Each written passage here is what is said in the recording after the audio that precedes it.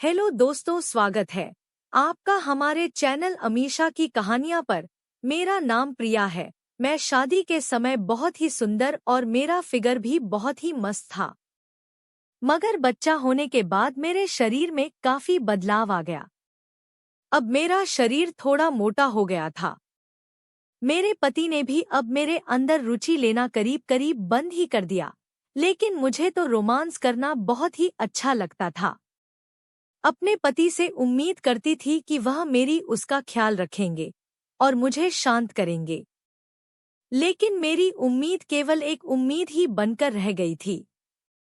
ऐसे में मैं भला अपने आप को कब तक रोक कर रखती और कब तक अपने आप को शांत रख पाती। पड़ोसी का जवान लड़का, दूध वाला, गली का धोबी आदि सब के बारे में सोचा, लेकिन कोई ऐसा मिल ही नहीं रहा था जिसे मैं अपने सफर का साथ ही बना सकूं। अब मैं काफी उदास और मुरझाई से रहने लगी थी। ऐसे ही एक दिन मैं सुबह काम कर रही थी। मैं झाड़ू लगाती हुई अपने जेठ जी के कमरे में पहुंची तो वह उस वक्त अपने बेड पर सो रहे थे। उन्होंने रूम का दरवाजा खुला रखा हुआ था और मैंने उनको जगाना ठीक नहीं समझा। मैं नहीं चाहती थी कि उनकी नींद में कोई दखल हो, मगर मैं कुछ कर नहीं सकती थी, इसलिए झाड़ू लगाकर बाहर आ गई। मैं बहुत कोशिश की कि जेठ जी को मन से निकाल दूं, मगर जेठ जी के जिस चीज का मैंने सुबह सुबह दर्शन किए थे, अब उसका ख्याल मन से नहीं निकल पा रहा था। बहुत सोच विचार करने के बाद आखिर में मैं इसी निष्कर्ष पर पहुंची कि मैं अब अपना सारा सुख शांति जेठ जी से ही पूरा करवाऊंगी। मेरे जेठ जी की पत्नी यानी मेरी जेठानी 1 साल पहले ही गुजर गई थी। अगले ही दिन से मैं इसके लिए अपनी प्लानिंग भी शुरू कर दी थी। अब मैं अपने जेठ जी के सामने अपनी खूबसूरती की नुमाइश करने लगी थी। जेठ जी को अपनी हर चीज ज्यादा से ज्यादा दिखाने की कोशिश करती थी। मुझे नहीं पता था कि वह ध्यान भी दे रहे थे या नहीं, लेकिन मैं बार बार उनके सामने जाती रहती थी, लेकिन अभी तक मुझे ऐसा कोई इशारा जेठ जी की तरफ से नहीं मिला था जिससे मुझे पता लग सके कि वह भी मेरी तरफ आकर्षित हो रहे हैं। अब सब हथकंडे फेल होने के बाद मैंने सोचा कि उनको अब मेरे अंगों का दर्शन करवाना पड़ेगा, तभी काम बन सकता है।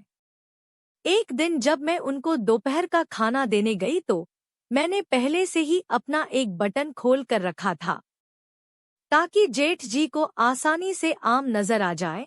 जब मैं सामने से खाना परोस रही थी तो मैं घूंघट डाल दिया था। अब मैं सामने छुपाकर खाना डालने लगी तो देखा कि जेठ जी गहरी घाटी में झांक रहे हैं।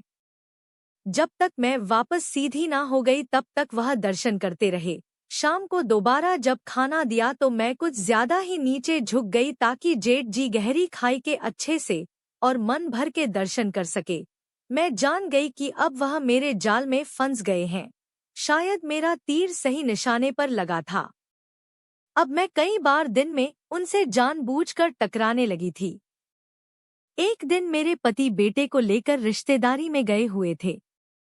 उस दिन घर पर मैं और जेठ जी अकेले रह गए थे। उस दिन मैंने सोच लिया था कि आज जेठ जी को किसी भी तरह वश में कर लूंगी। आज से ज्यादा अच्छा मौका हम जेठ बहू का फिर नहीं मिलेगा। रात को मैंने जेठ जी को खाना दिया और फिर नहाने के लिए बाथरूम में चली गई। मैं अंदर जाकर अपने बालों को खुला किया और बाहर आ गई। अब मैं जेठ जी के आने का इंतजार कर रही थी। मैं जानती थी कि खाना खाने के बाद वह हाथ धोने के लिए इधर ही आएंगे, इसलिए मैं अपनी बारी का इंतजार करने लगी।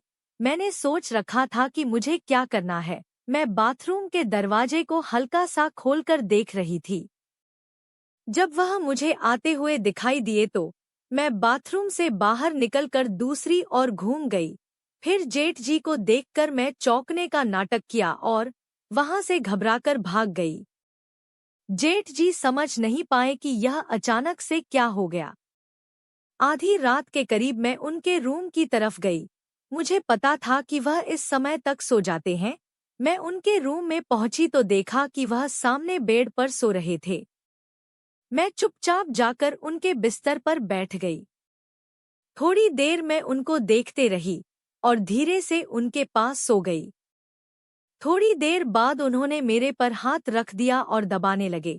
फिर उन्होंने क्रिकेट खेलना चालू कर दिया। उस दिन उन्होंने करीब 4 बार क्रिकेट खेला। कब सुबह हो गई मुझे पता नहीं चला। मैं भूल गई थी कि आज सुबह ससुर जी आने वाले हैं। ससुर जी के पास हमेशा घर की चाबी रहती थी। वह घर का मैन दरवाजा खोलकर अंदर आए और देखा घर में कोई नजर नहीं आ रहा। जैसे ही मेरे ससुर जी मेरे जेठ जी के कमरे की ओर बढ़े, उनकी आंखें फटी की फटी रह गई। मुझे और जेठ जी को ऐसी हालत में देखकर मेरे ससुर जी जोर से चिल्लाई और बोले, ये सब क्या चल रहा है? कहानी का दूसरा भाग देखने के लिए हमारी चैनल के साथ बने रहे। अगर आप हमारी चैनल पे नए हैं तो सब्सक्राइब करना ना भूलें।